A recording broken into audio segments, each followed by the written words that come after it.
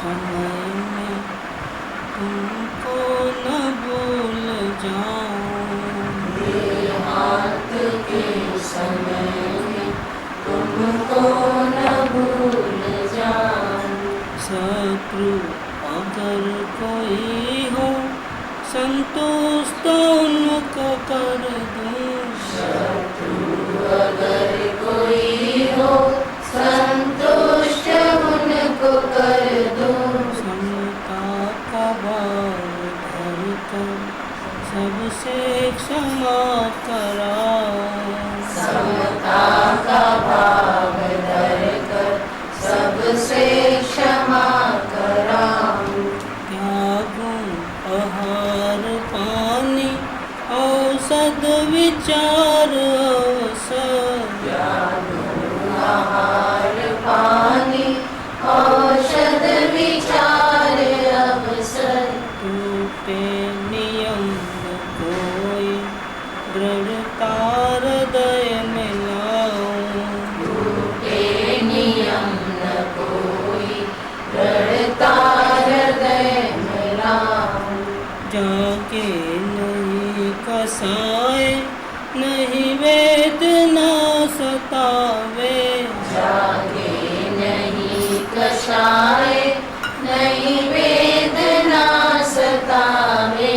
तुमसे ही लौ लगी हो दूर ज्ञान को बगाऊं, तुमसे ही लो लगी हो दूर ध्यान को भगाऊं। आत्म स्वरूप अथवा आराधना विचारूं, आत्म स्वरूप अथवा आराधना विचारूं। हरिहंत सिद्ध साधु रटना यही लगाऊं, हरिहंत सिद्ध साधु रटना यही लगाऊं। धर्मात्मा निकट हो चर्चा धर्म सुनावे, धर्मात्मा निकट हो चर्चा धर्म सुनावे। वो सावधान रखे गाफिल न होने पाऊं, वो सावधान रखे गाफिल न होने पाऊं। जीने की हो न वांछा मरने की हो न ख्वाहिश, जीने की हो न वांछा मरने की हो न ख्वाहिश। परिवार मित्र जन से मैं मोह को हटाऊं, परिवार मित्र जन से मैं मोह को हटाऊं। भोगे जो भोग पहले उनको न होवे सुमिरन, भोगे जो भोग पहले उनका न होवे सुमिरन। मेराज संपदाया पद इंद्र का न चाहूं, मैं राज संपदाया पद इंद्र का न चाहूं। रत्नत्रय का पालन हो अंत में समाधि, रत्नात्रय का पालन हो अंत में समाधि।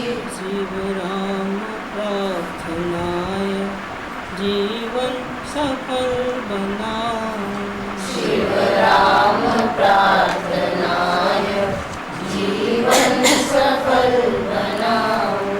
शिव राम प्रार्थनाय जीवन सफल बनाऊं, शिव राम प्रार्थनाय जीवन सफल बनाऊं।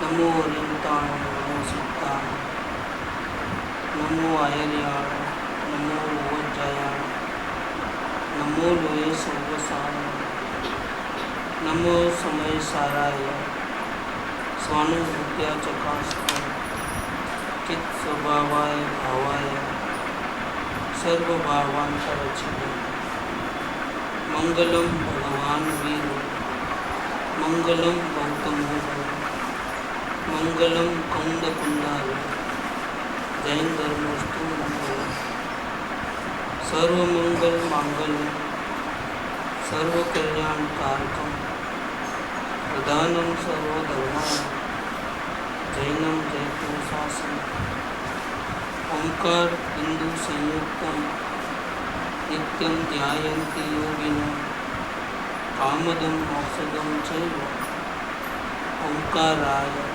नमः।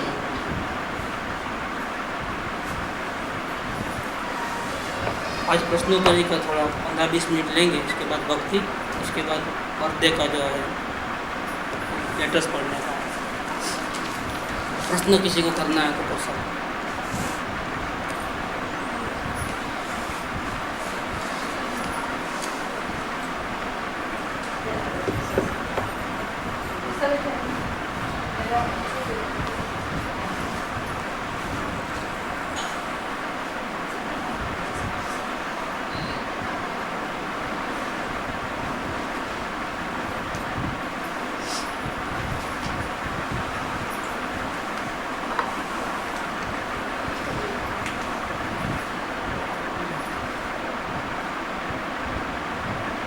अपूर्व अवसर के बारे में किसी को कुछ बोलना है तो बोल सकते हैं, प्रश्न नहीं करना है ऐसा।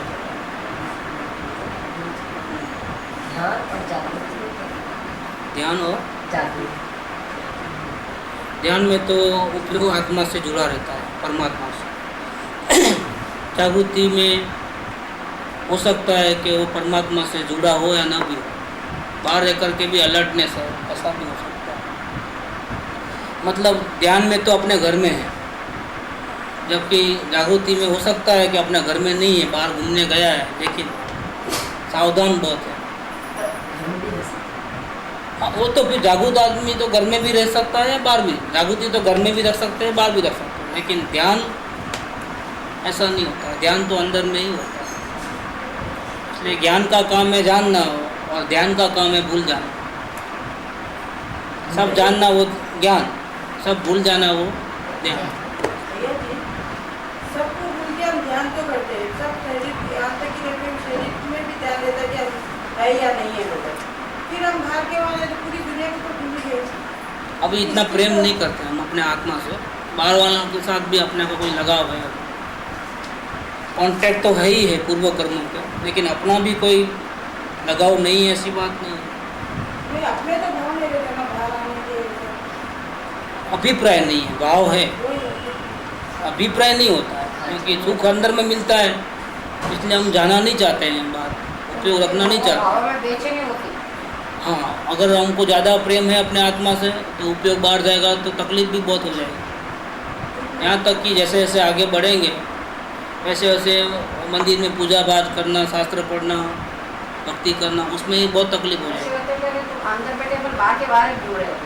हाँ, वो बाहर भटकना नहीं है, बाहर रहना नहीं है, हमारा अभिप्राय ऐसा है। ऐसा भी नहीं कि बाहर कुछ काम है, वो कुछ नहीं है। काम तो ये मार्ग मिलने के बाद काम क्या है?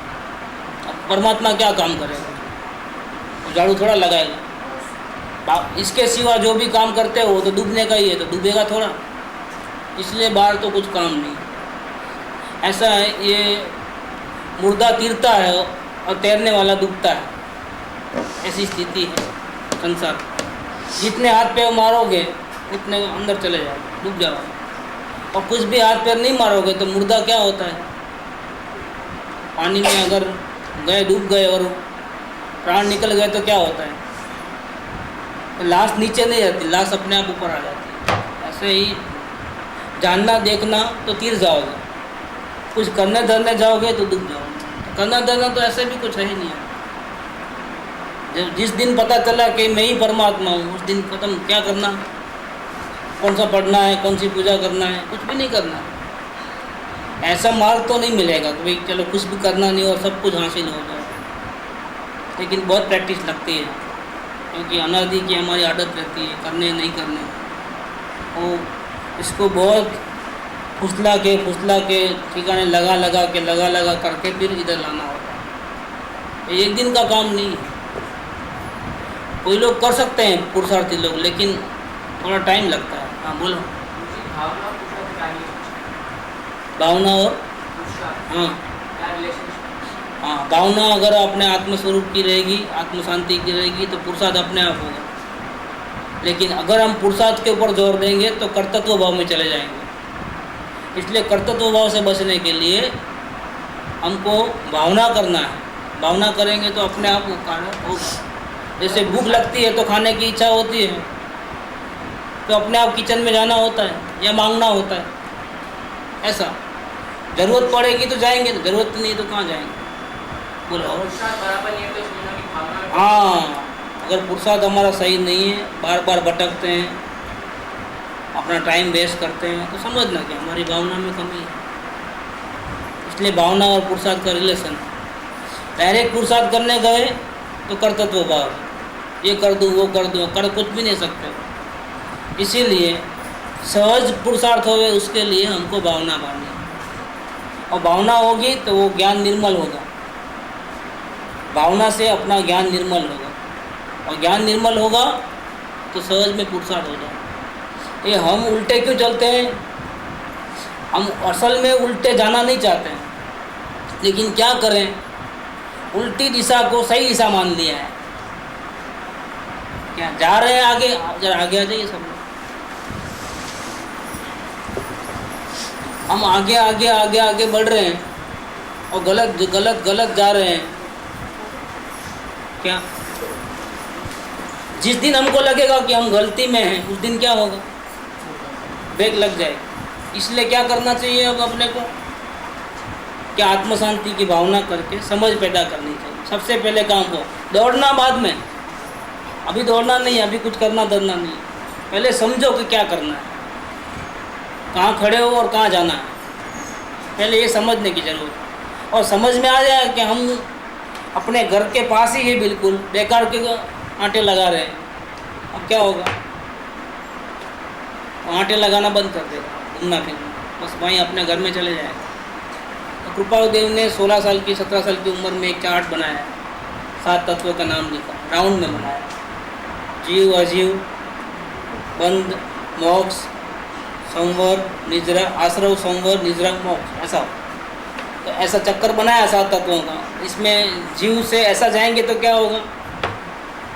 तो अजीव, आश्रव, बंध, ऐसा लंबा लगा, मोक्ष एकदम लास्ट में आता है। और ऐसा गए तो अवलोकन और वेद ज्ञान क्या है? ऐसे नहीं जाना, ऐसे जाना, बस। बहुत इजी है। मोक्ष तो बिल्कुल हाथ में ही है, समझ। तो उसके लिए कुछ भागम दौड़ी, कुछ करना धरना नहीं है। लेकिन हमने जा रहे हैं उल्टा और उसको सही माना है, अब कोई कुछ नहीं कर सकता है। हम पलटना नहीं चाहते, या हम हमारी जिद नहीं छोड़ना चाहते हैं कि हम ही सही हैं, जबकि हम पूरे गलत हैं और दुखी भी हो रहे हैं। कैसे मालूम पड़ा हम गलत है? तो कि अगर हम सही होते तो तकलीफ क्यों होती? इस पर से पता लगा लो कि हम सही है कि गलत है। तकलीफ बहुत होती है, हैरान परेशानी होती है, पर कुछ समझ में नहीं आता है, और फिर भी बोलते हैं हम सही है। तो कहाँ से बात आई? इसका मतलब ये है कि आप सही नहीं हो, आपको समझ नहीं है जो होनी चाहिए। समझ जिस दिन आएगी ना, शांति हो जाएगी, क्योंकि समझ के साथ शांति का संबंध है। इसीलिए क्या करना चाहिए? धर्म करना है तो क्या करना? कितने उपवास करना, कितनी माला फेरना, कितने दंड बैठक लगाना, कि नहीं, ऐसा कुछ करने की ज़रूरत नहीं। समझने की ज़रूरत है कि हम कहाँ हैं, किस ओर जा रहे हैं, सही जा रहे हैं कि गलत जा रहे हैं, बस इतना ही बात। वो समझ कहाँ मिलती है? बाज़ार में कितना किलो मिलेगी? 1000 रुपये किलो का भाव होगा। कितना किलो का भाव? समझ का कितना भाव है?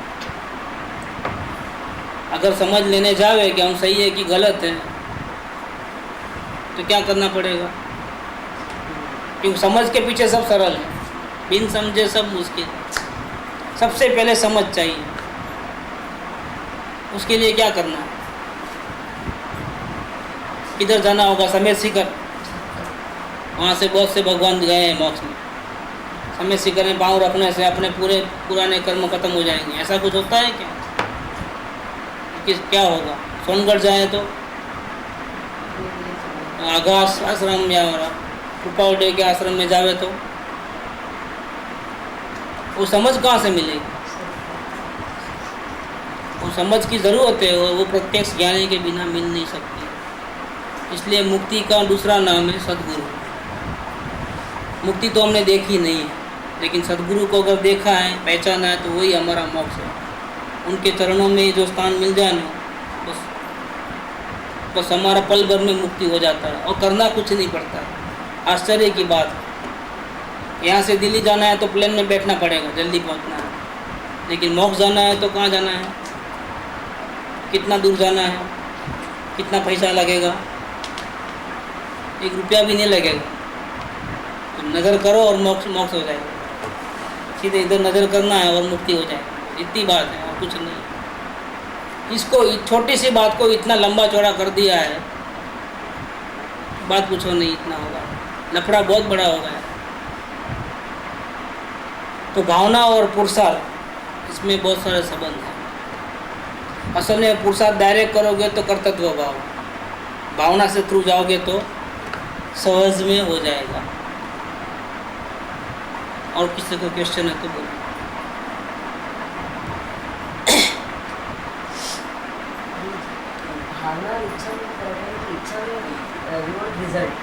आत्म शांति की इच्छा होती है, उसका नाम है भावना। और आत्मा के अलावा और कुछ चाहिए, उसका नाम है इच्छा। और कुछ चाहिए तो कभी पूरी होने वाली नहीं है, इसीलिए हम हमेशा दुखी रहेंगे। और आत्म शांति चाहिए तो उसके लिए जो नेसेसरी जो ज़रूरत है, सद्गुरु को कांटेक्ट और समझ, वो तो आत्म शांति की भावना या इच्छा से ही हो जाता है। क्योंकि इच्छा होता है, उसके पुण्य बंधन होते हैं, और पुण्य वो ऐसा पुण्य होते हैं कि जो हमको सद्गुरु के सामने खड़ा कर देते हैं। या सद्गुरु को हमारे घर आना पड़ता है, या हमको वहाँ जाना पड़ता है। इसके पीछे एक ही राज है, जीव ने स्वयं ने शांति को चाहा, भले बुद्धिपूर्वक हो या अबुद्धिपूर्वक। उसको लगता है कि मैंने कभी धर्म किया नहीं, लेकिन नहीं, कई सालों से उसके अंदर में एक तमन्ना होगी, शांति शांति शांति शांति चाहिए, शांति चाहिए। या अशांति तीव्र होती है तो अंदर से बहुत निषेध आता होगा आत्मा से। निषेध 2 प्रकार से होते हैं। अशांति तो सभी जीवों को है संसार का, लेकिन उसका निषेध अच्छा नहीं लगता है, वो 2 प्रकार से। एक तो बुद्धि से, बुद्धि कहती है कि नहीं, ऐसी अशांति नहीं चाहिए, तो उसका तो कोई वैल्यू नहीं है। लेकिन कभी कभी किसी जीव का आत्मा नकार करती है, मुझे ऐसी शांति नहीं चाहिए, इसे तो भूखा रह जाना अच्छा है, अकेला रह जाना अच्छा है, लेकिन ऐसी गुलामगिरी मुझे नहीं चाहिए। मुझे मुक्ति चाहिए, मुझे शांति चाहिए। ऐसी अंदर में जब आत्मा से आवाज़ आती है ना, तो देर है लेकिन अंधेर नहीं है, क्योंकि ये परमात्मा से आई हुई पुकार। तो क्या होता है कि इससे जो पुण्य बनते हैं, उससे सद्गुरु का कॉन्टेक्ट अपने आप हो जाता है। इसलिए आत्म शांति की जो भावना रखते हैं वो बहुत बढ़िया है, क्योंकि ये मुक्ति का द्वार है। हम सद्गुरु के वचन तभी समझ सकते हैं, या सद्गुरु को भी तभी पहचान सकते हैं, अगर हमको आत्म शांति की भावना होगी तो। अगर हमको आत्म शांति की भावना नहीं है तो हम सद्गुरु साथ में रहेंगे हमारे, और उनके वचन मिलेंगे हमारे को, और हमको पर्सनल समझाएंगे, तो भी हमको पल्ले पड़ेगा नहीं। अब आत्म शांति की ऐसा कभी होता है क्या कि 50% आत्मा की भावना हो, 50% संसार की भावना हो? कि नहीं, ऐसा कभी नहीं होता। या तो आपको संसार की भावना होती है, या फिर आपको आत्मा की भावना होती है, लेकिन 50-50% नहीं होती कभी। इसीलिए आत्म शांति की भावना के साथ साथ अगर दूसरी पदार्थों की कामना है कि प्रतिकूलता मिट जाए, संयोग अच्छे रहे, ऐसी कुछ कामना है तो हमारी डिफेक्ट है। फिर हमारी 99% भावना आत्म शांति की है, और 1% भी अगर ऐसी कोई भावना है, तब तक कार्य होने वाला नहीं। कार्य होने के लिए तो 100% आत्म शांति की भावना चाहिए। फिर संसार के पूरे काम करो, आपको कोई मना नहीं करता। हर वो काम करो जो आपके जिम्मेदारी में आया है। घर बार छोड़ने की ज़रूरत नहीं, बिजनेस छोड़ने की ज़रूरत नहीं, क्रोधादि भाव अगर आपको बहुत है तो उसको भी हम कंट्रोल करने को नहीं बोलेंगे, क्योंकि चाबी कहाँ है? आत्म शांति की भावना में। गुस्सा बहुत करता है लेकिन उसी वक्त अंदर में आत्म शांति की 100% प्योर भावना है, ऐसा हो सकता है, तो उसका काम हो जाता है। गुस्सा रोकता नहीं। क्रोध मान माया लोभ को तो आत्मज्ञान के बाद हटाया जाता है असल में। इसके पहले रहे तो कोई प्रॉब्लम नहीं है, इतनी चिंता की बात नहीं। चिंता की बात यह है कि हमारी आत्म भावना शुद्ध है या नहीं है। अगर नहीं है तो चिंता की बात है। दुकान जाओ, कोई मना नहीं करता, लेकिन दुकान जाने की तमन्ना वो नहीं हो करके सिर्फ आत्म शांति की भावना होनी चाहिए। घर में ही रहो, सत्संग में मत आओ बोले आप, लेकिन आत्म शांति की भावना होनी चाहिए। क्यों? कि आत्म शांति की भावना होगी तो घर में कितना दिन रहोगे? जब तक पूर्व कर्म रखेंगे इतना दिन। जैसे पूर्व कर्म खत्म हुआ तो अपनी आत्म शांति की भावना रंग लाएगी। वो आपको कहाँ लेके आएगी? सदगुरु के साथ लेके आएगी। कई लोग बहुत दिनों से सत्संग में नहीं आते हैं, सब मालूम है, अच्छा लगता है सब, लेकिन आते नहीं है। क्यों? कि अभी पूर्व कर्म चल रहे हैं और पूर्व कर्म बलवान है, तो उनकी आत्म भावना में इतना जोर नहीं है कि वो सामना करके भी आ जाए। कोई बात नहीं, अंदर की भावना सच्ची है ना। अंदर की भावना सच्ची है तो जब पूर्व कर्म वो खत्म हुए कि इसका रंग लगेगा, पुण्य का उदय आ जाएगा, सदगुरु के साथ कांटेक्ट हो जाएगा। जैसा कांटेक्ट हुआ सदगुरु को पहचान भी लेगा। नहीं, लेकिन अनुकूलता रहने पर भी नहीं आना, वो तो गलत है। वो भावना नहीं है, इसलिए भावना वाला तो फिर अनुकूलता है तो क्या तकलीफ। अगर जो बोलते हैं ना कि सदगुरु की पहचान होने के बाद भाववासन होना, यानी सेकंड संकित होना, अंश में आत्मा का अनुभव, तो उसके बाद भी ऐसा हो सकता है कि भाई उनको भावना न हो सत्संग में आने की और रुचि न हो। नहीं, ऐसा नहीं होता है। भावना होती है लेकिन और भी कोई पूर्व कर्म के कारण भी प्रॉब्लम होता है। कोई अभी तो कसाय पूरे मौजूद है, सेकंड संकित वो भी कोई फाइनल थोड़ा है, मतलब तभी भी जीव तो अज्ञानी ही है। ज्ञान में ही गिना जाएगा। थर्ड होने के बाद ही ज्ञान दशा और में। अगर तब उसने जरा भी आज्ञा का पालन नहीं किया और वो जरा आउट ऑफ वे ऐसा कुछ इसका कोई नियम नहीं है। अंदर में तो अपने परमात्मा को चाहता है, तभी तो वो सेकंड को पहुंचा है। इसीलिए हम बाह्य वर्ताव से किसी को लेबल नहीं लगा सकते कि आगे बढ़ेगा कि पीछे बढ़ेगा, ऐसा नहीं लगा सकते। सेकंड संकित बहुत बड़ी चीज़ है। क्या बिल्कुल सत्संग में नहीं आएगा, बिल्कुल कटअप हो जाएगा ना, तो भी 6 महीना पक्का गिन लेना, नियम है। तो कैसा भी वो टर्निंग पॉइंट में कब आदमी पलटता है मालूम है? वो तो एक क्षण में हारने वाली टीम आखिरी में 4 ओवर में फटाफट स्कोरिंग करके जीत जाती है कि नहीं जीत जाती? लास्ट 1-2 ओवर में ही बाजी पलट जाती है, नहीं पलटती। नहीं, वो तो भाव तो कभी पलट सकते हैं, इसलिए ताकत बहुत रहती है जीव में, बहुत ताकत। तो अभी सब लोग कुछ ऐसा करते हैं कि उसमें इम्पोर्टेंस अपने आत्मा को छोड़कर किसी और को देते हैं। तो अपने को लगता है अंदर में सेकंड संकित वाले को अपने आत्मा का ही जोर रहता है। नहीं, ऐसे तो बाहर में देखने मिलता है कि भाई वो देखने में तो बहुत कुछ आता है, देखने में तो ये नज़र का धोखा है, बाह्य दृष्टि ही गलत है। अंतर्दृष्टि करो तो सही। बाह्य दृष्टि करोगे तो हम में से कोई भी लायक नहीं होगा इस मार्ग को पाने, इतनी गड़बड़े हैं। लेकिन अंतर में देखे तो क्या है, सब परमात्मा है और जब चाहे तब आगे बढ़ सकता है। किसको शास्त्र का ज्ञान नॉलेज है, किसी को पूरा जैन की हिस्ट्री मालूम है, किसने इतना इंटरेस्ट लिया है अपने आत्मा के ऊपर। अपने मंडल में तो अभी अगर देवलाली जयपुर कहीं गए तो अपना तो पूरा फजेती निकाल ले, क्या क्या है ये सब, क्या कुछ नहीं, 6 द्रव्य का नाम भी नहीं आता है। लेकिन अंदर की देखो ताकत कितनी है। बाहर से माप निकलता है, बाहर से माप निकाल सकते हो? नहीं निकल। जैसे माँ का प्रेम कितना है अपने बच्चों पे, कैसे मालूम पड़ेगा? इसका कोई माप तो ले। वो तो गुस्सा भी कर लेती है, लेकिन गुस्सा क्यों करती है? प्रेम है तभी गुस्सा करती है। नहीं, प्रेम है तो गुस्सा करना ही नहीं चाहिए, लाड़ी लड़ाना चाहिए। ऐसा कोई स्वरूप थोड़ा है। इसलिए बाह्य दृष्टि तो छोड़ दो आप, उसकी तो कोई गिनती नहीं है। आप मंदिर में बैठे रहो 24 घंटा, फिर भी अंतर्दृष्टि नहीं है तो क्या फ़ायदा है?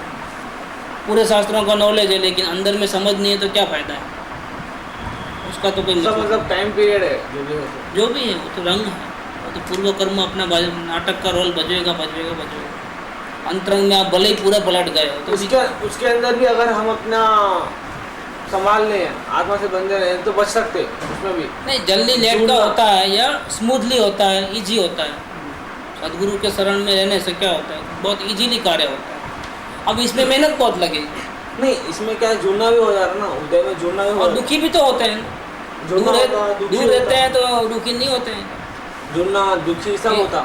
भले अंदर में सेकंड संकित है, लेकिन सत्संग छोड़ते हैं तो दुखी कितने होते हैं, वो चेक करो तो लगेगा कि नहीं बहुत। फिर भी ऐसे हो सकता है कि कदर नहीं आवे, फिर भी वो अपना इतनी जागृति नहीं है। पता होने के बाद भी, सब पता होने के बाद भी हम लोगों को सबको सब कुछ पता है, सामने खाइए और दे जाते हैं। लेकिन फिर भी गिरते हैं।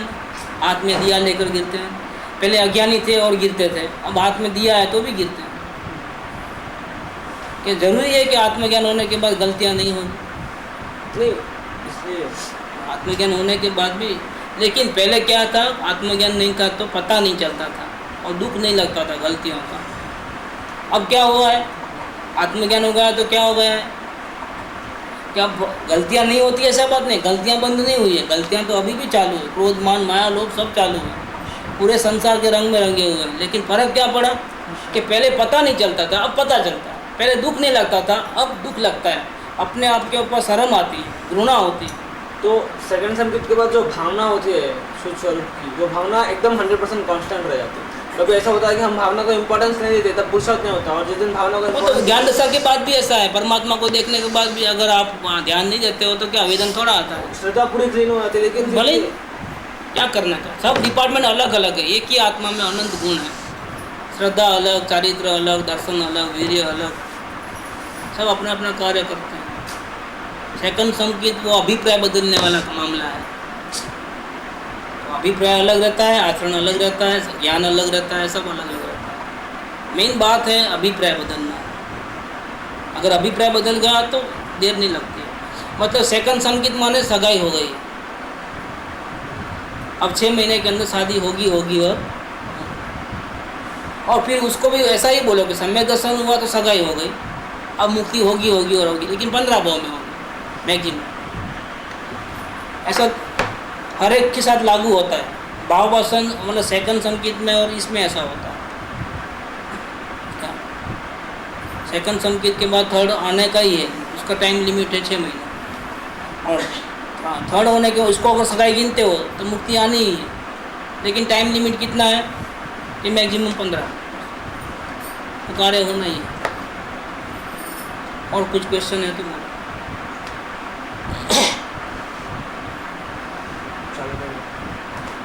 तो अभी जन्मदिन के बारे में कुछ पत्र पढ़ने के थे। तो दिलीप भाई का जन्मदिन अपन मनाया तो 12 तारीख। एक पत्र रह गया था तो और आया है, सरोज बेन की तरफ से ही पत्र आया है। दिलीप भाई आया नहीं आया? नहीं आया। तो पढ़ने का मतलब क्या, जाना हमको तो मालूम पड़ना कि पढ़ लूँ। कल पढ़ लेंगे, कल पढ़। अच्छा, हम लोग बोल पूज्य गुरुदेवना चरणों में वंदन। દિલીપભાઈની સરળતા, નમ્રતા અને નિખાલસતા હૃદયને સ્પર્શી જાય. આ સરોજબેનનું લેટર છે. કૃષ્ણ ભક્તથી કૃપાળુદેવના ભક્ત થઈ ગયા. એમની ગુરુ ભક્તિ અનન્ય છે. પોતાના ધર્મ વિશે જેમને કડાગ્રહ હોય તેમના માટે દિલીપભાઈ દ્રષ્ટાંતરૂપ છે. તેમના સહકારથી જ ગીતાબેન આટલા મુમુક્ષુ માટે માર્ગદર્શન આપવા માટે ટાઈમ કાઢી શકે છે. ગીતાબેન નસીબદાર છે કે દિલીપભાઈ, હું તે જ નક્કી નથી કરી શકતી. જરૂર શું નક્કી કરવું? नक्की क्या करना है कि मैं परमात्मा हूँ, ये नक्की क्या करना? दोनों नसीबदार है, कह दो ना, खत्म हो गई बात. ગીતાબેન નસીબદાર છે કે દિલીપભાઈ,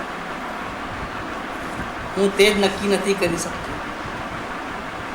વ્યવહારની ભાષામાં મેડ ફોર ઈચ અધર છે. તેમના જન્મદિવસે ખૂબ ખૂબ શુભકામના. સાથે જન્મદિવસ મુબારક અને મોક્ષ માર્ગમાં ખૂબ ઝડપથી છલાંગ લગાવીને પ્રગતિ કરે તેવી અંતરની શુભેચ્છા. સરોજબેનના જય જિનેન્દ્ર. तो आप दे देना। और महेंद्र भाई के बारे में बोला था कि सब लोगों ने लिख के लाना है, और मैं आशा रखता हूँ कि सब लिख के लाए होंगे।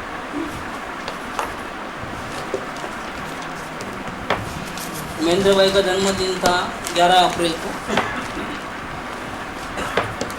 उनके बारे में दिनेश भाई का लेटर आया है। सद्गुरु देवाय नमो, श्री वितरागाय नमो। आदरणीय महेंद्र भाई, जन्मदिन की हार्दिक बधाई और शुभकामनाएं। गुरु जी से कई बार सुना, आत्मा दृष्टि के लिए कोई इंद्रियों की आवश्यकता नहीं है। इस बात का एग्जाम्पल हमको आपको देखने से मिला। आपके विल पावर और सेल्फ डिपेंडेंस से हमको बहुत प्रेरणा मिलती है। हमको लगता है कि हमको क्या तकलीफ है, हम में सब कुछ मिलने पर भी इतने प्रमादी हैं, और आपको देखने और सुनने की कमजोरी के बावजूद अपना सारा काम अपने हाथों से करते हो, किसी को कभी तकलीफ नहीं देते हो, कभी किसी से किसी भी तरह की कंप्लेन नहीं।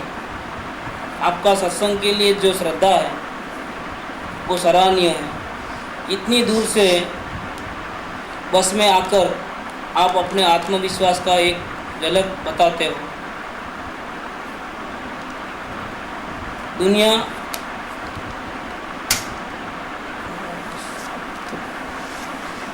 सारी दुनिया इस इंद्रिय नेत्र को इतना इम्पोर्टेंस देती है, लेकिन आपने ज्ञान नेत्र का उपयोग करके जो कमाल कर दिखाया, उसके सामने हर एक का नेत्र फीका पड़ जाता है। हमारे वितराग सत्संग मंडल में आपने 4 चांद लगा दिया है। आपके साधर्मी भाई बहन दिनेश भाई और विनीता।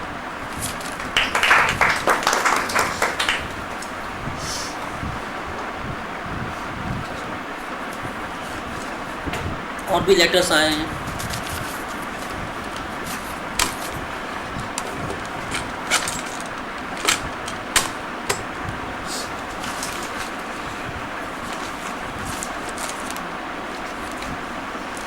शशि से आया लेटर। श्री सद्गुरु देवाय नमो।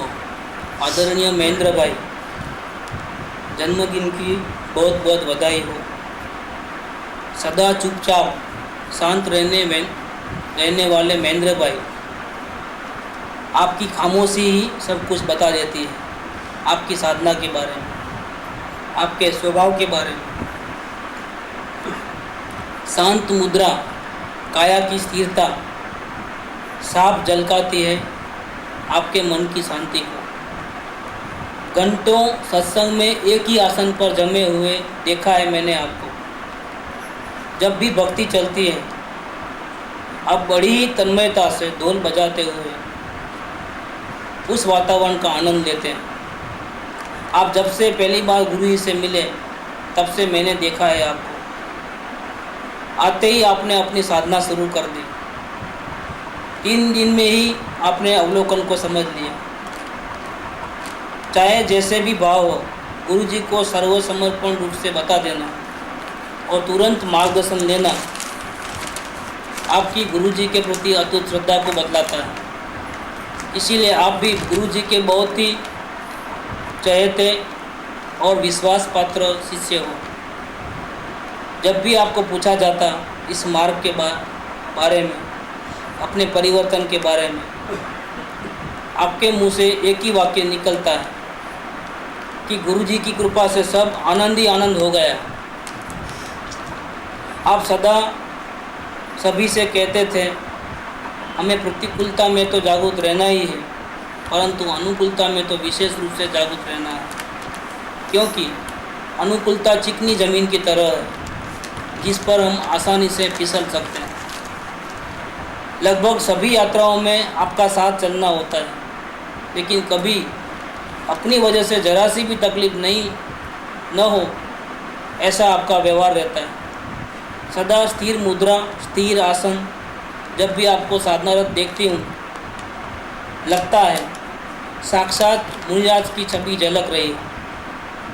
हमारा परम सौभाग्य है कि इस कलिकाल में जहाँ धर्म की इच्छा वाले जीव कहीं दिखाई नहीं देते, वहाँ ऐसे परम साधक के दर्शन हमें होते हैं। गुरु जी का परम प्रभाव है कि आज हमें ऐसा शांत, सुंदर और धर्ममय वातावरण मिला जो इस काल में दुर्लभ भी नहीं बल्कि असंभव जैसा है। आप यूं ही हमेशा हमारी प्रेरणा बनकर हमारे साथ रहें, यही मेरी भावना है। शशि।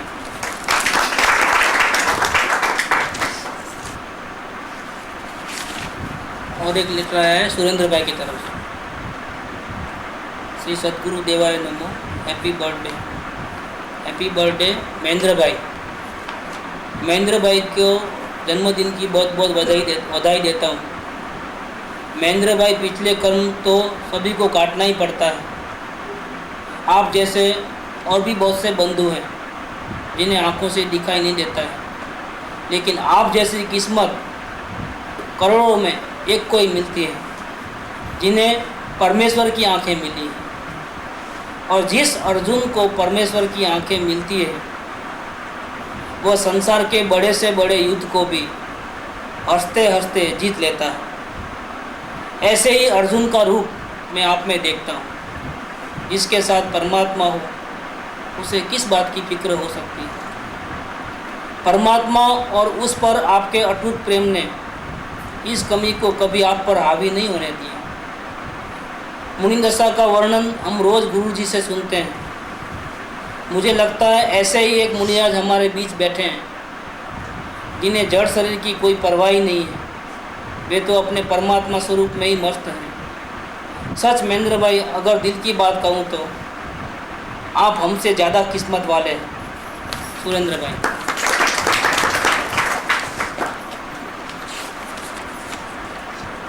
सुरेंद्र भाई के लड़के श्रेय का लेटर है। श्री सद्गुरु देवाय नमो। आदरणीय महेंद्र भाई, जन्मदिन की बहुत बधाई। आज के दिन का मुझे बहुत दिनों से इंतज़ार था।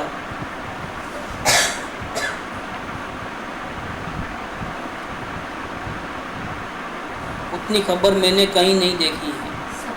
हाँ उनके जितनी सब्र है। हाँ, ये बराबर नहीं लिखा। उनके जितनी सब्र मैंने कहीं नहीं देखी है। मुझे आपको मदद करने में बहुत खुशी होती है। आप कई घंटों तक एक ही जगह पर बैठ जाते हैं। जितना हो सके किसी को भी परेशानी नहीं देते हैं। आप हमेशा शांत रहते हैं, हर किसी को आदर देते हैं। इसके अलावा आपको शरीर की ज़्यादा फिक्र नहीं रहती है। आप जब ढोल बजाते हैं तो भक्ति में जान आ जाती है।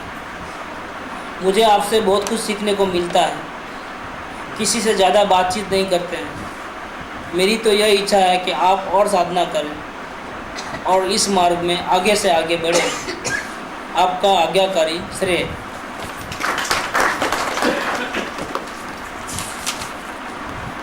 और एक पत्र है राजेश भाई की तरफ से। ओम सद्गुरु देवाय नमः। सद्गुरुदेव के चरणों में वंदन। महेंद्र भाई को उनके जन्मदिन पर बहुत बहुत बधाई। इस वर्ष उनकी आत्म साधना में वे और वृद्धिगत होवे, ऐसा वीर से प्रार्थना करता हूँ। गुरु जी की महेंद्र भाई पर बहुत करुणा रही है।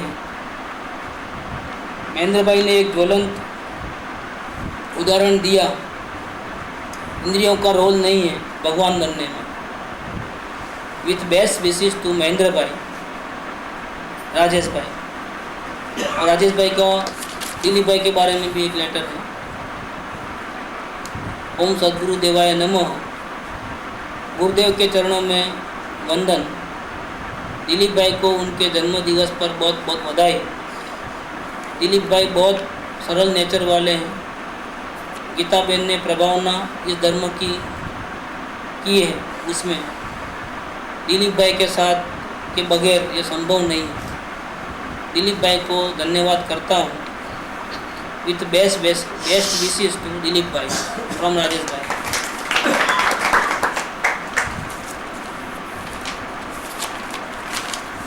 और एक लेटर है महेंद्र भाई को, गीता बहन और दिलीप भाई की तरफ से। ओम सदगुरु देवाय नमः। शुभ ऋणानुबंधी आत्मार्थी श्री महेंद्र भाई, wish you happy birthday and many many happy returns of the day. Taranga की यात्रा में पहली बार महेंद्र भाई के साथ रहने का लाभ मिला। यात्रा में कम बोलना, अपना काम स्वयं करना और उनको जब ढोल बजाते हुए देखता हूँ तो बहुत अच्छा लगता है। हमें भी जब तक आत्मा का अनुभव न हुआ तब तक इस दुनिया को देखने के लिए आँख खोलनी ही नहीं चाहिए। देखो ये बहुत अच्छा पॉइंट है। जब तक हमें आत्मा का अनुभव न हुए तब तक इस दुनिया को देखने के लिए आँख खोलनी ही नहीं चाहिए। इन्होंने तो अंदर की दुनिया देखकर जन्म मरण की छुट्टी कर ली। ऐसे ज्ञानी को तो देखकर हृदय से कई बार प्रणाम करने को जी चाहता है। जो अपना काम सिर्फ 2 महीने में कर सकते हैं तो हम क्यों नहीं कर सकते। खास तो यात्रा में महेंद्र भाई को डोली में बैठते हुए देखा तो ऐसा लग रहा था कि गिरने का कोई डर नहीं, बस एकदम सदगुरु के शरण में निश्चिंत होकर बैठ गए हैं। हमें तो खुली आंखों से इतनी सावधानी रखने पर भी बार बार भावों से गिर जाते हैं। ऐसे मुमुक्षु इस मंडल में आकर इस वितराग मंडल की शान बढ़ाई। खाने पीने में हर चीज़ में इतनी सावधानी रखते हैं, तभी तो सदगुरु के इतने प्रिय है। श्री गुरु की कृपा से और आगे बढ़ें, बस यही इस शुभ दिन की कामना है। फ्रॉम गीताबेन दिलीप।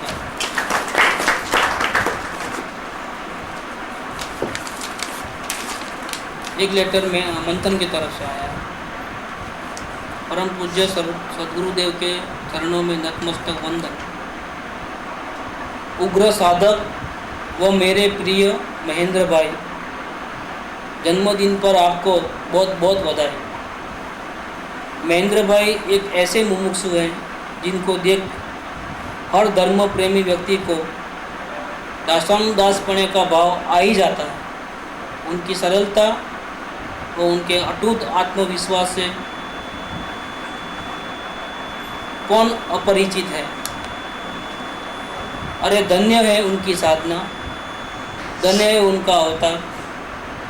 उनको जब भी देखता हूँ तो मुझे एक ही भाव आता है कि हाँ, ये परमात्मा ही है, क्योंकि जो स्ट्रगल और जो कॉन्फिडेंस से वो जीते हैं वो तो केवल परमात्मा में ही होता है।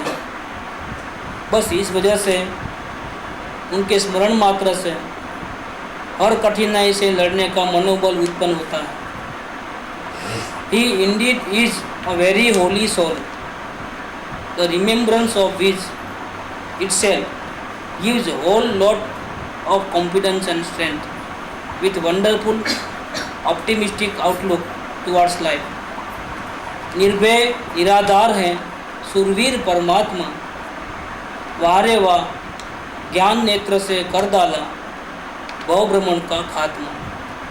महेंद्र भाई, आप में इतने गुण हैं कि मेरी कलम की ताकत ही नहीं है कि उन्हें शब्दों का रूप दे सके। आप में तो अपने परमात्मा का गुणों का भंडार ही पड़ा है और आप इतने मस्त हैं कि वह सभी गुण आपकी सरलता के आंगन में बसे हुए नजर आते हैं। आज तक कभी भी आपको मैंने निराश नहीं देखा, हर वक्त हंसता उदासीन मुख ही देखा। संसार के सभी सुखों के आगे अपने आत्मा को रखा है और उसका स्वाद भी चखा है। यह खूंटे से बंधे रहने की बात का आपने एग्जाम्पल सेट किया है, जो हर जीव को प्रेरणादायक है। और तो और आप ही के ताल पे तो वितराग सत्संग मंडल का सूर सजा है। आप ही के ताल से बंधा है हमारा सूर, ताल पे ही आपके खिलता है कमल कंठ मधुर। जी करता है दम दम नाचे, छम छम नाचे, बांधे आज नुपुर। कण कण से एक ही निकले परमात्मा परमात्मा का सुर।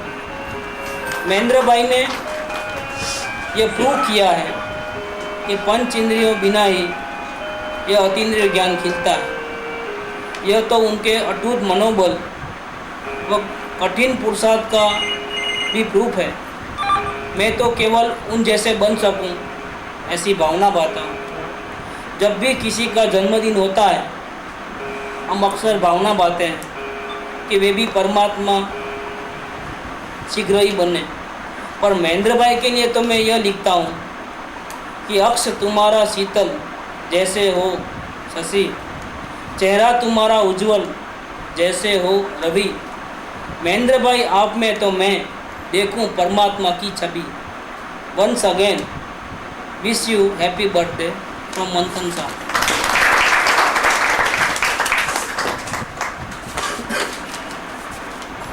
अभी आइंदा से क्या करेंगे, 3 दिन पहले ही बोल देंगे। मैं भूल जाता हूँ, डेट है ना आगे से मैं उसी दिन लिखता हूँ। क्या सबको तैयारी करने में टाइम इतना लेट ना होगा। अब भक्ति शुरू करते हैं। हाँ टाइम मेरा तो पहले उस दिन पढ़ता था। मेरे को क्या है 5 मिनट में हो जाता है तैयार, तो मेरे को चिंता नहीं रहती, होता हो तैयार हो जाता है। लेकिन अभी सबको प्रैक्टिस नहीं है तो थोड़ा टाइम लगेगा।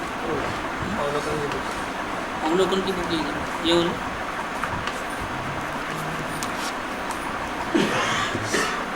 जितने उठ जाऊँ लेना है।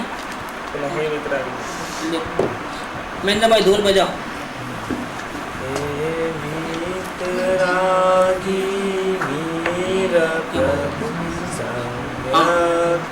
निधि से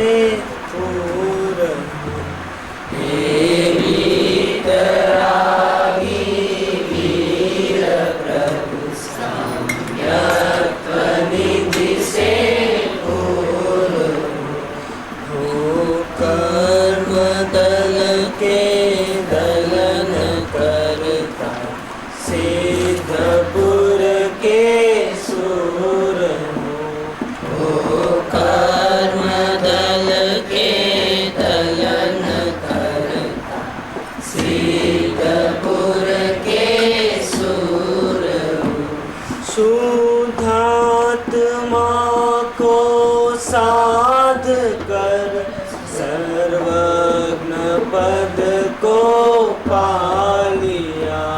शुद्धात्मा को साध कर सर्वज्ञ पद को पा लिया।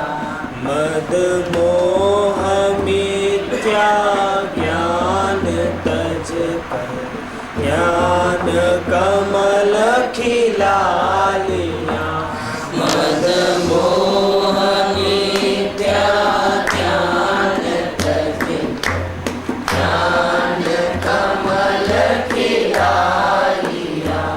सब आत्मा भगवान है यह दिव्य ध्वनि का सार है। सब आत्मा भगवान है यह दिव्य ध्वनि का सार है। सार बस शुद्धात्मा संसार सब निसार है। सार बस शुद्धात्मा संसार सब निसार है। सबका परम कल्याण हो दुख दर्द का अवसान हो। सबका परम कल्याण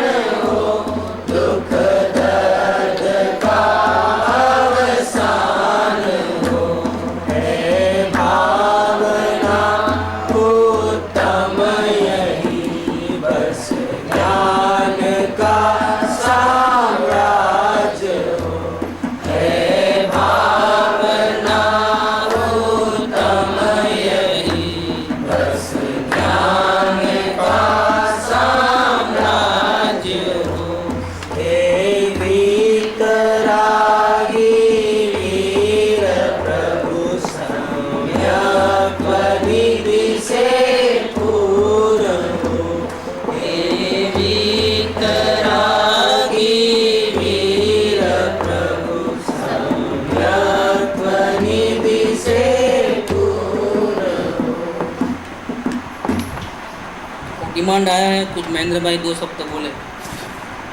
माइक दे दो।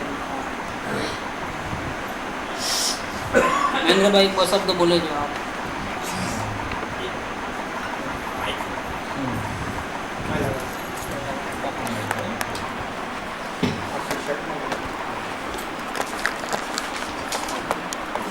हाथ से पकड़ लो।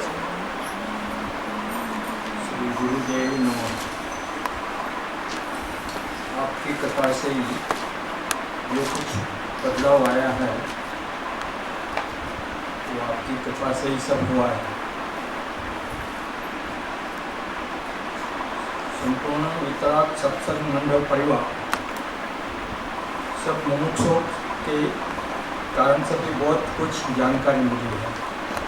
चर्चा में जो सवाल जवाब होते हैं वो भी बहुत प्रेरणादायक कभी कभी हो जाते हैं। बाकी तो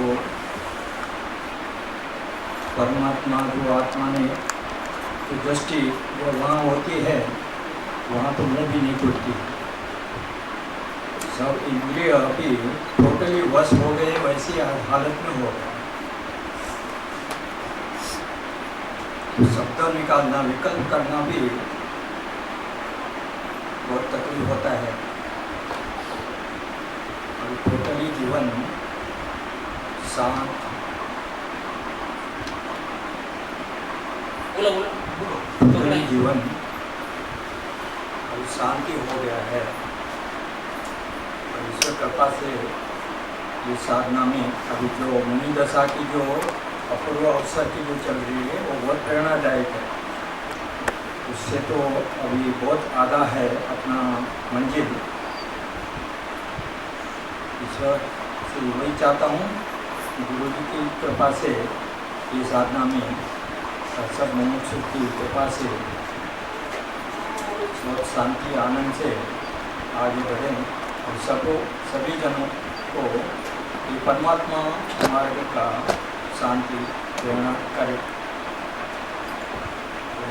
वही से रमाबेन को भी खास याद करना बहुत जरूरी है कि वो साधना में उन्होंने भी जो माँ का एक स्वरूप से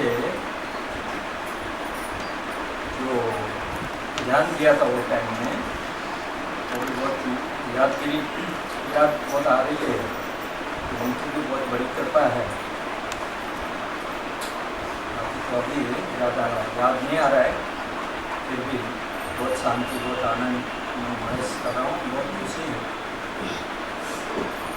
जो को ये नया जन्म, ये जन्म जब से गुरु मिले तब से दूसरा जन्म बन गया है।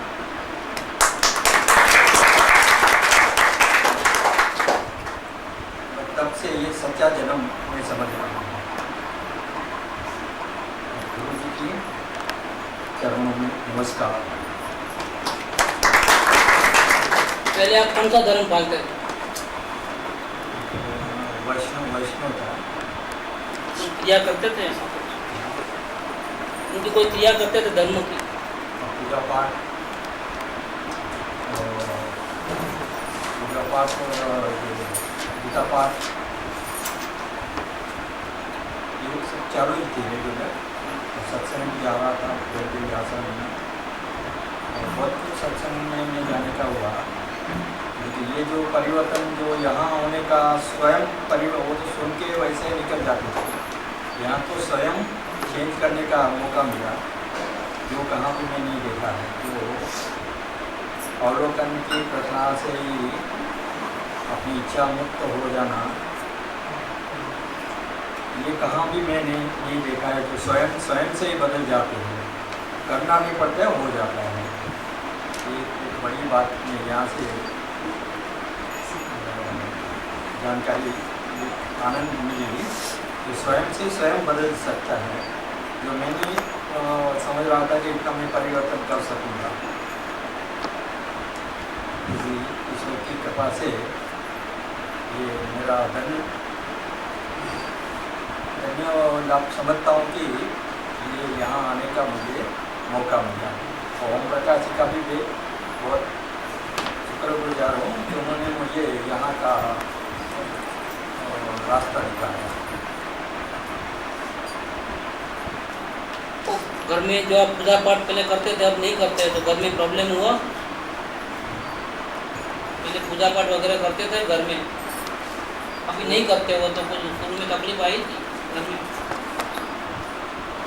वो बारी बार रहती थी, पूजा पाठ किया था तो हो रहा था, बारी बार होता था,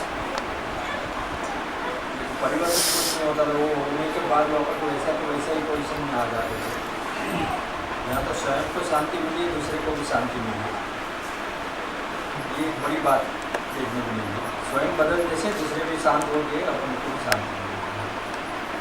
तो दोष, सबको दोष मुक्त बनाने का एक रास्ता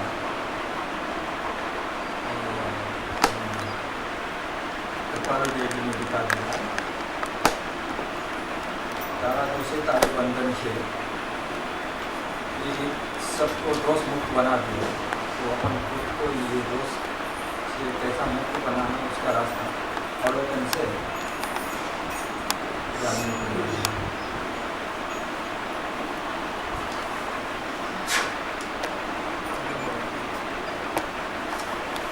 बातें तो बहुत कुछ हैं, पूरी 5% भी नहीं आती है उनके जीवन में। कभी उनके पुरानी लाइफ के साथ अगर हम कंपेयर करेंगे तो इतना बड़ा चेंज तो, और वो भी इस हालत में, तो सब इस वितराग मार्ग की कृपा है कि ये प्रूव करता है कि हमें जो मार्ग मिला है वो अति सुंदर है और सद्भाग्य से मिला है। ऐसा मार्ग सभी को नहीं मिलता, कभी इतना नसीबदार नहीं होता। ये तो हमारे सामने लाइव एग्जाम्पल है। इनको रोज़ सुबह 1.5 घंटा पूरी गीता पढ़ते थे, वो कंठस्थ थी उनको। और जन्माष्टमी के दिन उनके घर में कृष्ण जी का झूला वगैरह होता था उनका। होली के दिन में भी सब लोग घर में एक दूसरे को रंगते थे, बहुत धमाल मचाते थे। लेकिन जब से इस मार्ग में आए, उनका गीता पाठ जो सुबह चलता था वो अपने आप बंद हो गया, बुलाने पे भी नहीं जाते थे। कोई भी धार्मिक फंक्शन में उनको हमने मना नहीं किया है किसी बार, कभी भी, लेकिन वो खुद ही जाना बंद कर दिया अपने आप। अब गीता पाठ ऐसा कुछ नहीं। मेरे को भी जब भी बात करते हैं टेलीफोन पे, लगभग पहले तो रोज़ आता था टेलीफोन, अभी धीरे धीरे कम हुआ है, लेकिन जब भी बात करते हैं तो पहले वो जय श्री राम, ओम जय श्री राम ऐसा बोलते थे।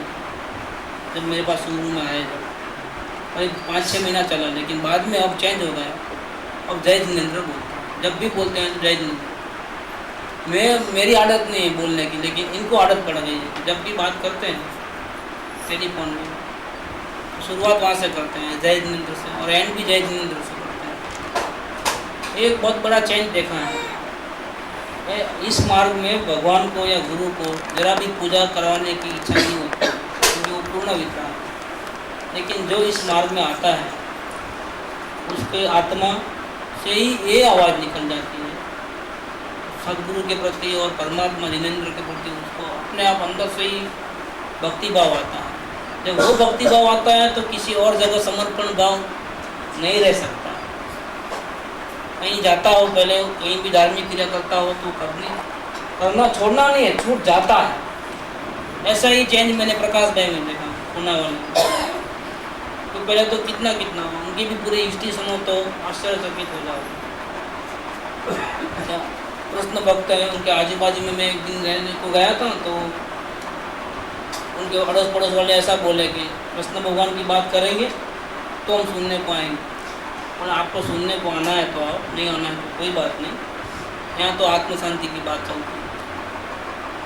और मैं इसको ही मानता हूँ। और जहाँ जहाँ पहले कांटेक्ट थे उसमें सक्रिय भाग लेते थे, तो शंकर जी के मंदिर में या कृष्ण भगवान के या वैष्णो देवी के बहुत जगह जाते थे। लेकिन सब लोग पीछे पड़ गए, आप क्यों नहीं आते हो, क्या प्रॉब्लम है, क्या नहीं है। लेकिन नहीं बोला, मैंने अभी एक ही पकड़ लिया। इवन घर के फंक्शन के अंदर दशहरा के दिन एक दिन तो मैं वहाँ पुणे में था और उनकी दुकान पे लेके गए। दशहरा के दिन ये लोग क्या करते हैं, भक्ति करके नया हार पूरा चेंज करते ना सभी भगवान। तो उनके दुकान में भी कृष्ण भगवान की, सब लोगों की भगवानों की छवियाँ थी।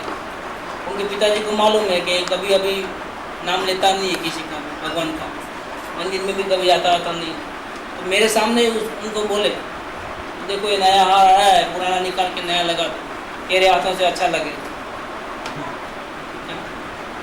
तो उनको अंदर में तो ये भाव आया कि ये हार तो उनको क्या पहनाऊँ, मेरे को पहनाना है।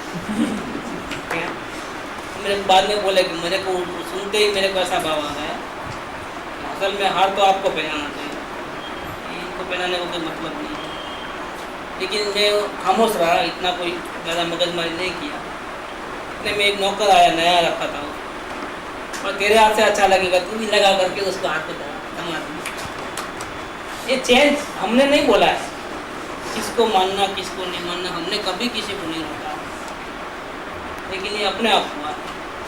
ऐसे ही अपने बोलाराम में जो महाराज साहब आए थे ना, आप थे, क्या नाम था, गौतम मुनि। तो उनको कुछ मालूम पड़ा होगा, तो उनके जो चाहने वाले बहुत से लोग, आपके लोग वहाँ जाते थे, अब नहीं जा रहे हैं, अब यहाँ आ रहे हैं।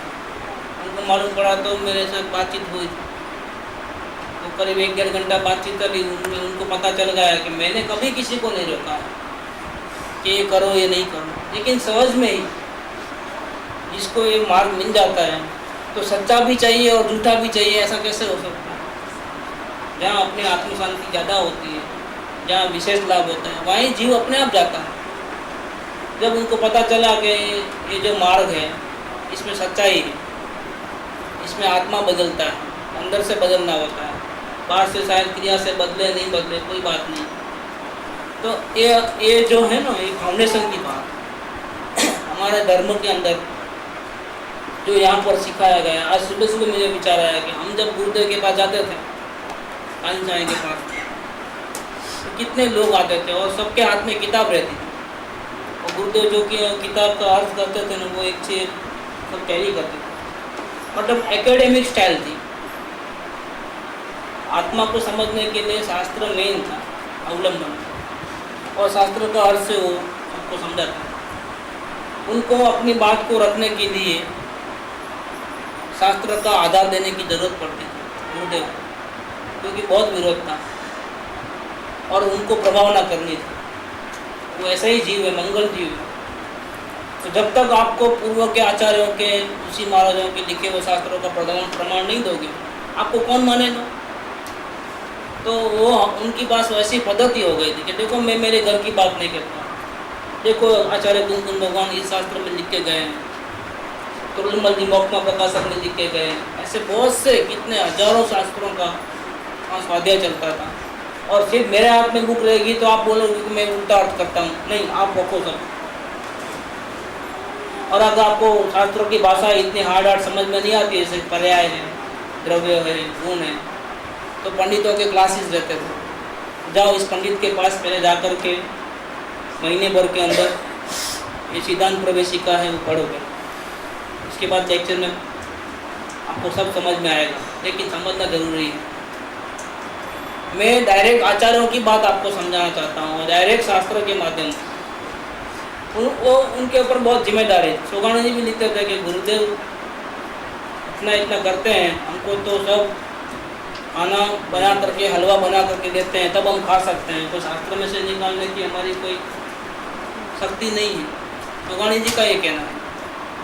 ये तो पका पकाया हलवा हमारे गले से चबाना भी नहीं पड़ता है, सीधा उतार देते हैं अंदर। ये सब गुरुदेव को, सब इतना मेहनत कौन करे? शास्त्र पढ़े, समझावे, विरोध के जवाब देवे, वाद विवाद में सबको शांत कर दे।